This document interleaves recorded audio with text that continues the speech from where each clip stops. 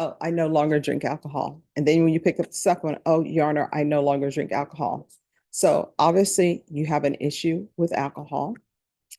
Obviously, you cannot drink alcohol at all because you can't stop when you start.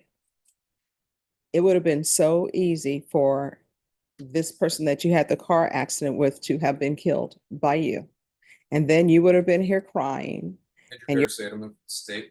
Survey bar for Mr. Claudio. And are you Mr. Claudio? Yes, Your Honor. Counsel, have you received all discovery and did you review it with your client? We have to. Probation, this is an application. And Mr. Claudio, did you review the document entitled Application for Deferred Adjudication with your attorney? Did you understand it and sign it? Yes, Your Honor. Did you review the true bill of indictment with your attorney? Did you understand it? Counsel, do you waive the reading of the indictment? We do, Your Honor. State, are you proceeding on the indictment as presented? Yes, Judge. Did you review the court admonishments with your attorney? Did you understand it and sign it in all the appropriate places? Did you understand you're charged with driving while intoxicated third or more as a third-degree felony? Range of punishment is anywhere from 2 to 10 years in prison and up to $10,000 fine. If you have a plea bargain agreement with the state, the court does not have to follow your plea. If for any reason the court does not follow your plea and gives you more than you bargained for, I'm sorry, I need that one back. This one's the one that's not signed. Sorry about that. Oops. It is getting a little bit crazy today. Just one second.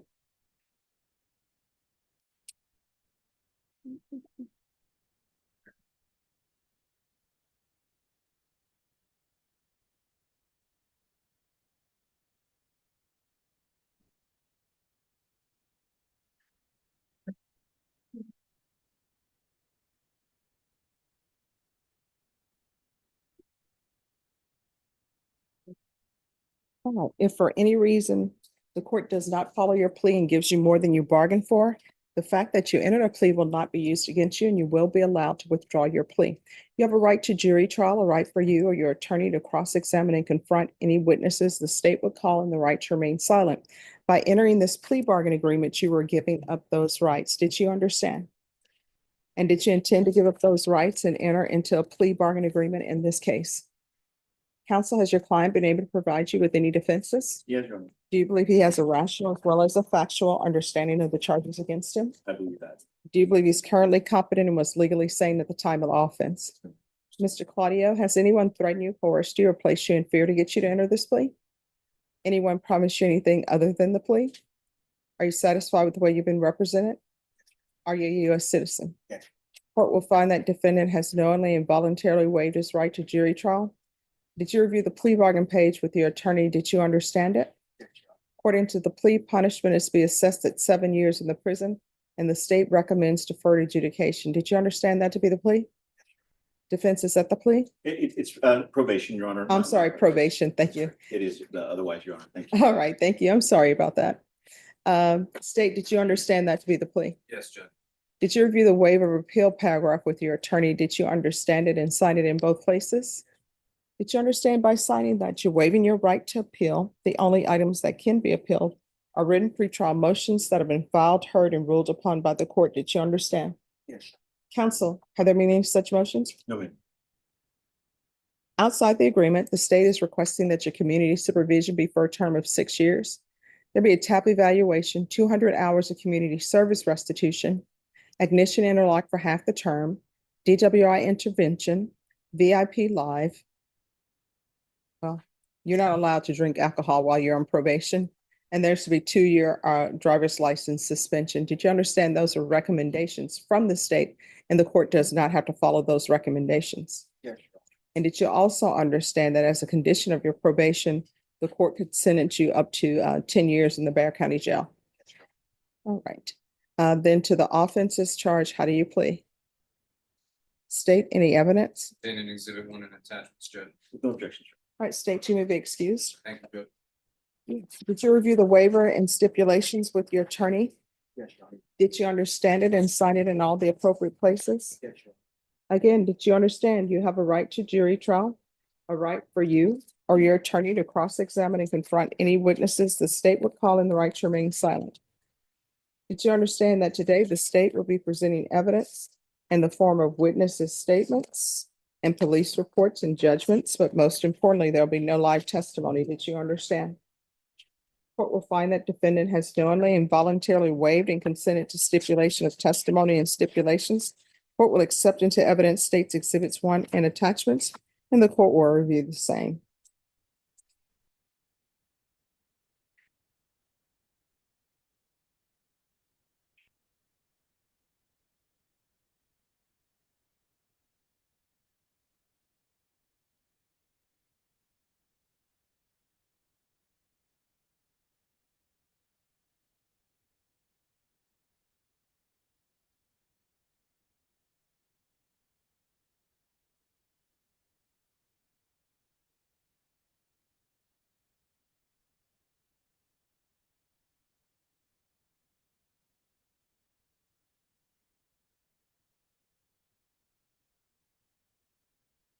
All right, after reviewing states exhibits 1 and attachments, the court will find there's sufficient evidence to find you guilty, and the court will find you guilty.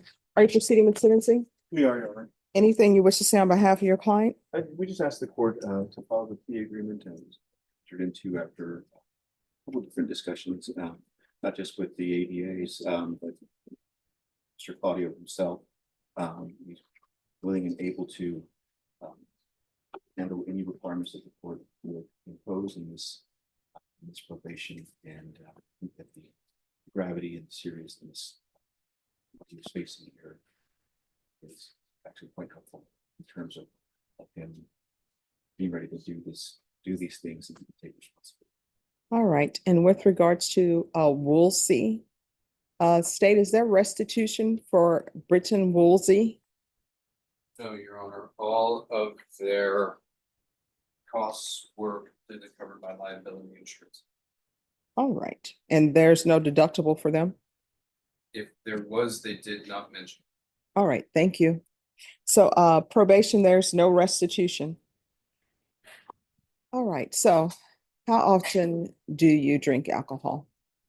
How long? Well, I mean, I'm sure after your DWI first, you said to that judge, oh, I no longer drink alcohol. And then when you pick up the second one, oh, Your Honor, I no longer drink alcohol. So obviously you have an issue with alcohol. Obviously, you cannot drink alcohol at all because you can't stop when you start.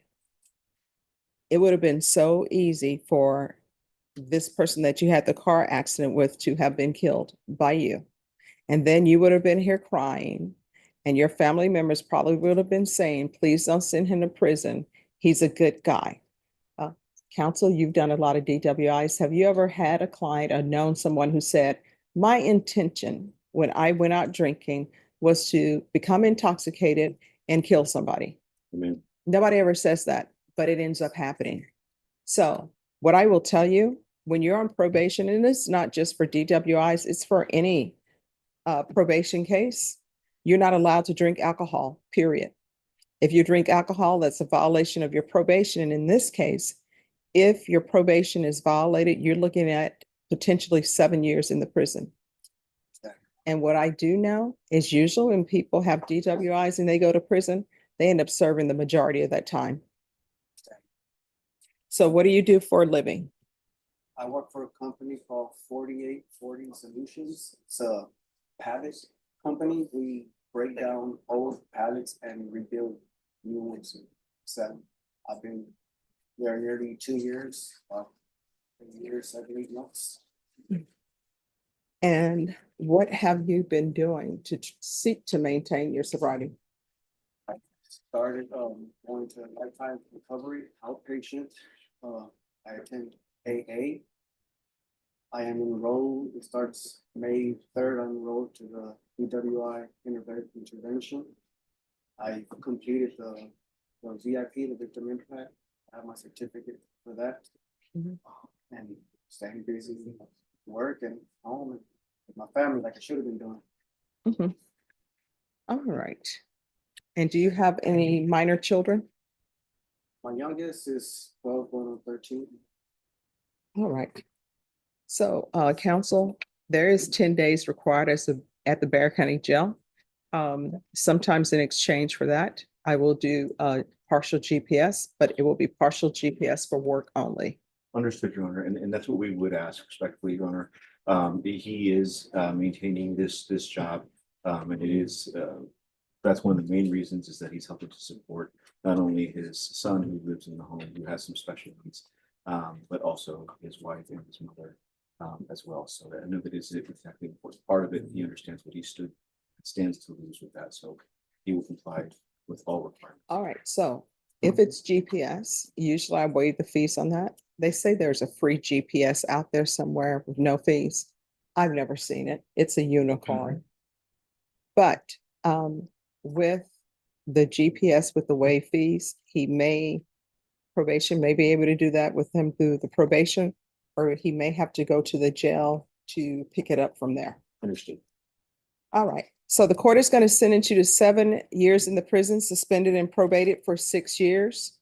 There's to be regular reporting by Zoom or in person, regular random UAs with testing for alcohol, proof of employment within 30 days, no employment as a home health care provider or with minors, TAP evaluation out of custody, follow recommendations.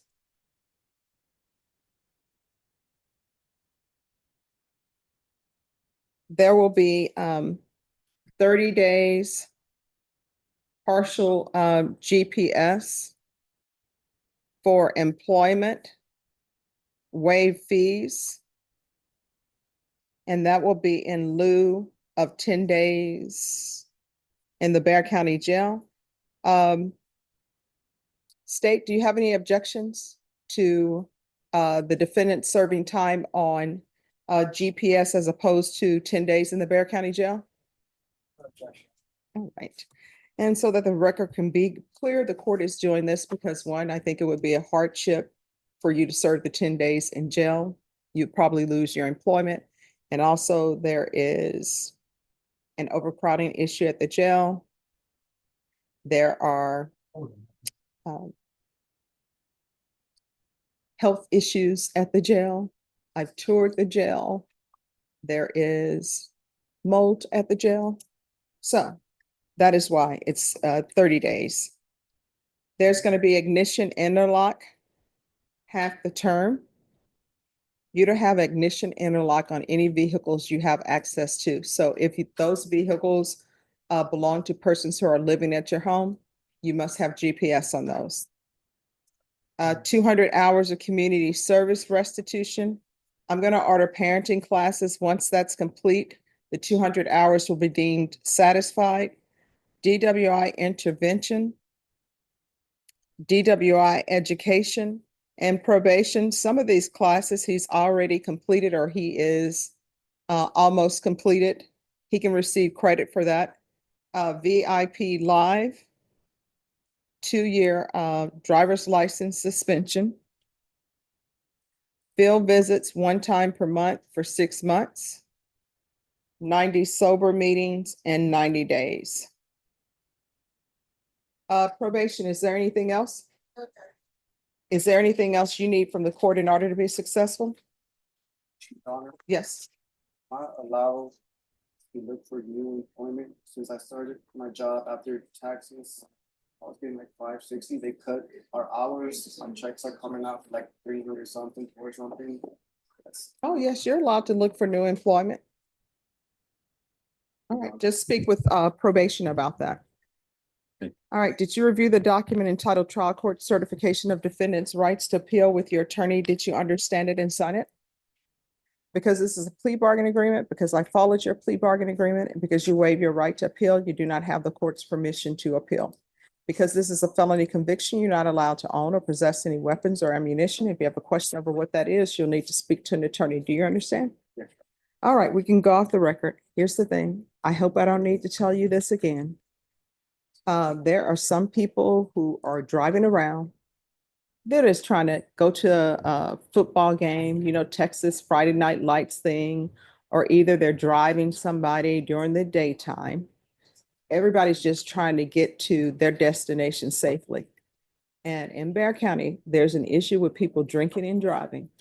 They become impaired and they think they're not impaired. And then you end up with accidents and people dying. And then it's a tragedy. And let me just tell you, the public feels little to no sympathy to the person who's intoxicated and they hit someone and then they come to court crying, I never meant to do that. I have a family to support. So if you're not going to maintain your sobriety for yourself, which is really who it should be about, then maintain it for your son that you're supporting. You understand? If you ever need anything, let probation know. If you feel like they're not addressing it, you can come back to the court. If you feel like I'm about to stray from my sobriety, call probation, speak to your sponsor. If you feel they're not addressing it, you can come back to the court and we'll see what we can do to help you. All right? All right. Good luck to you. Thank you for your time. Thank you. And with that, the courtroom delivers a decision that carries both warning and mercy. Macedonio. Clado stood before the court facing a third DWI, a felony charge that could have sent him straight to prison for years. The judge made one thing painfully clear: alcohol is not the problem anymore. The inability to stop is. This case was never just about one accident.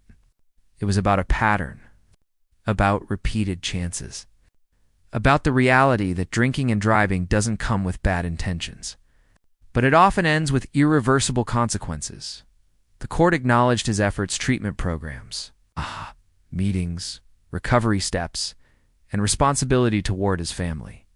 But sympathy did not erase accountability.